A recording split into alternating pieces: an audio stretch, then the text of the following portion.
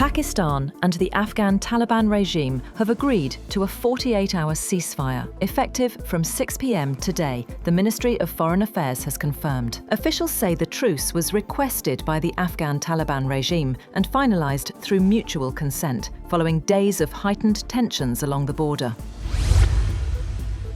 Just before the ceasefire was announced, Pakistan's Western Front remains highly active, with the army launching a series of powerful retaliatory operations against Afghan Taliban-backed militants across multiple sectors. In Mohmand district, troops foiled a major infiltration attempt, killing 30 Khawarij terrorists. Another operation in Abakel brought the total militant death toll to 37. Further south, in Nushki, the army gave a decisive response to Taliban aggression, reclaiming the Ghaznali post and hoisting the Pakistani flag. Over in Kurram, precision strikes destroyed Taliban tank positions and killed a key commander. While in Chaman, early morning attacks were repelled with up to 20 militants killed. Security sources say more than 200 Afghan Taliban fighters and Indian-backed militants have been killed since fresh border clashes began 4 days. The Pakistan army remains on high alert amid the ceasefire, determined to crush every attempt at cross-border aggression. Meanwhile, Pakistan has kept all border crossings with Afghanistan closed to ensure national security after repeated provocations from across the border. The closure aims to curb illegal movement and protect trade convoys as authorities maintain full control along the frontier. Chief of Army Staff Field Marshal Syed Asim Munir has called on President Asif Ali Zardari to discuss the country's internal and external security situation. During the meeting, Field Marshal Asim Munir briefed the president on the overall security environment, with a particular focus on the recent escalation along the Afghan border following aggressive and provocative actions by the Afghan Taliban regime.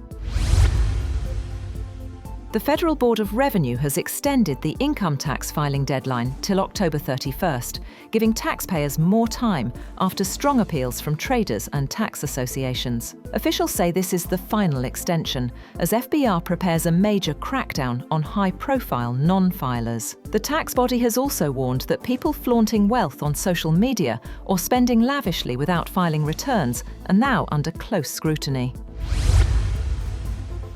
The International Monetary Fund has reached a staff-level agreement with Pakistan, paving the way for the release of $1.2 billion after approval from the fund's executive board. The IMF has praised Pakistan's recent economic progress, including its first current account surplus in 14 years. Finance Minister Mohammad Aurangzeb says Pakistan's ongoing reforms can drive sustainable, export-led growth. Speaking in Washington at the World Bank and IMF meetings, he called global rating upgrades a sign of economic stability. The minister said reforms in taxation, energy and finance are boosting competitiveness, lowering raw material costs and steering Pakistan toward an export-oriented economy.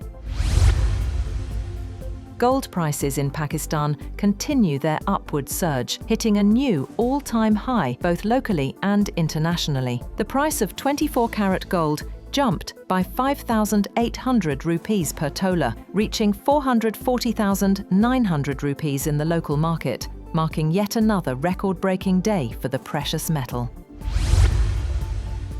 And Pakistan is set to launch its first hyperspectral satellite, HS-1, from China on October 19th. Suparco says the satellite will help improve farming, urban planning and disaster forecasting. The launch is being called a major milestone.